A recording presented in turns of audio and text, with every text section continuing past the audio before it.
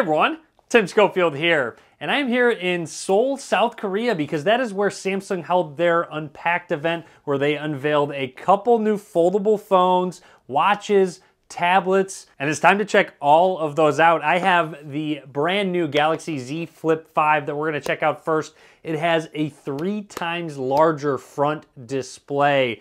Really excited to show this off. And don't worry, I also have the Z Fold 5, the Galaxy Tab S9 Ultra, and the Galaxy Watch 6 Classic. So we will do unboxings and further videos on all of these devices, so be sure to click the subscribe button so you're notified when those all go live. The pre-order is live for both the Flip and the Fold. I can link to them down below, and if you pre-order, you can get upgraded to the 512 gig version, and with trade-in value, you can get up to $900 off the Galaxy Z Flip 5, and $1,000 off the Galaxy Z Fold 5. Again, all links down below. But for now, we're gonna check out the Galaxy Z Flip 5, see what comes inside the box, and then get some hands-on with this new flip phone from Samsung. Let's get started.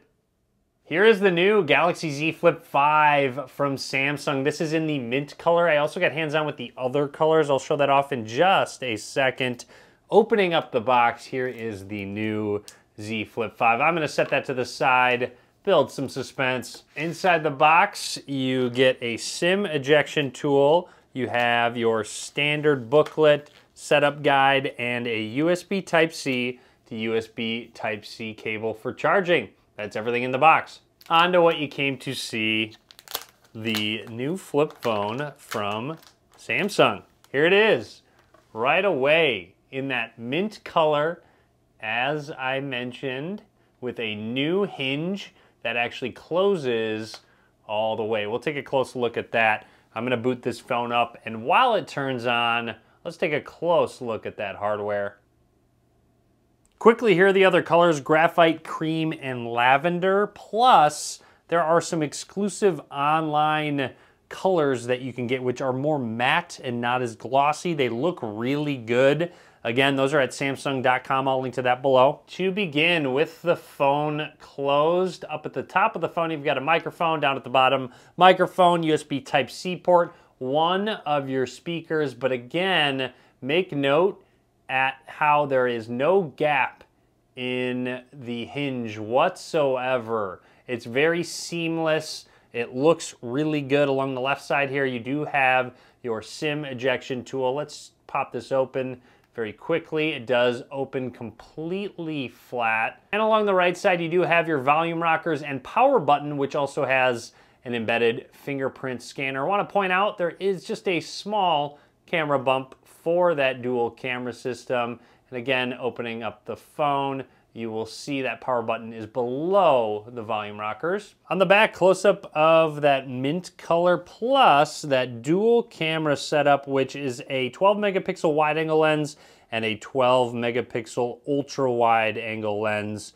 And you can't see it yet, but there is a larger front display. Anyways, I'm going to run through the startup process, talk about anything noteworthy. You do get the option to use face recognition. This has a 10 megapixel selfie camera, by the way, but we are gonna set up that fingerprint scanner that's in the power button. Setting our thumb down on the sensor, just a light vibration. I feel like this little light animation is also new, which is kind of fun, actually. I do like it.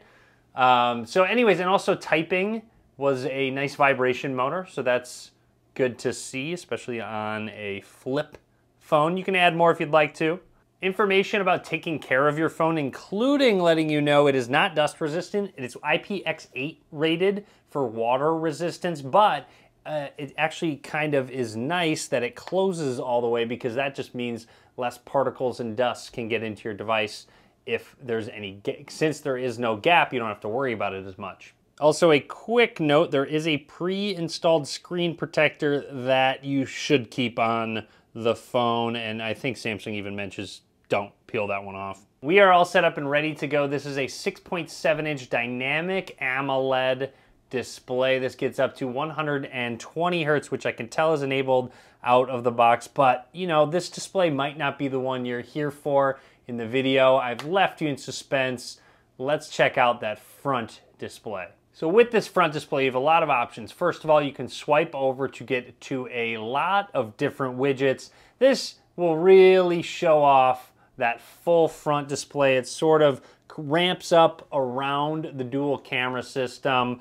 Anyways, swiping over, you've got your alarms, you've got health data with your steps, and I think that's it for now, but there are other widget options, so we'll customize those in just a second. Hey, a quick demo, you can pinch in to quickly jump between different widgets, or you could just swipe up to go back home. If you swipe over from the left, it shows all of your notifications. You can quick reply to some of them. If you swipe down, you've got some quick panel shortcuts, including flashlight, which is nice to know. It says turn it away from your eyes, then press the volume keys, because then if you're looking at it, it's just going to blind you. So we're gonna look away, and I think I waited too long on that one. Let's try that again. All right, did it again. There we go. So yes, I did wait a little bit too long, but you'll see the flashlight is on. You press the volume button again to turn it off. So that's pretty thoughtful. Also, don't forget a camera shortcut to just swipe up on, take a photo. There's me behind my tripod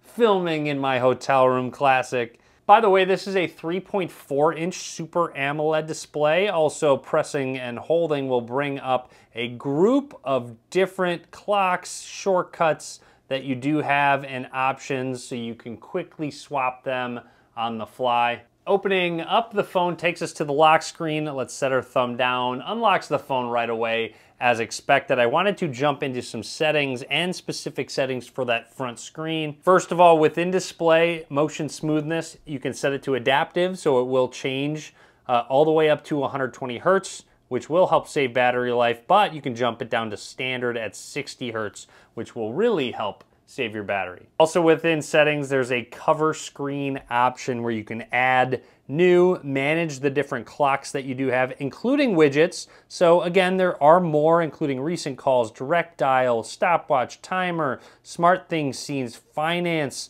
watch list. So you can add all of these if you'd like to. Now this is a big one, so pay attention. Apps allowed on the cover screen, which is in their labs section of settings, which allows for, first of all, multi-window of all apps. That's a nice one. Flex mode panel, which you should turn on and check out. Some apps support the flex mode. Also, apps on cover screen. So turn that on, and then you can turn on very specific applications to use on that cover screen. Because it is larger, you want to be able to use dedicated apps and just apps you have installed. So now we have all of these applications on the front screen. So if I close the phone and go to, sorry, I should unlock it first, swipe on over. First of all, there's all the new widgets that I did actually add, but we want to get to the end. So here we go. First of all, wanted to just show off, I mean, there's YouTube, Maps, Netflix, but Messages, which, come on, there we go. If I hit Compose, hit New Conversation, and type, look at that.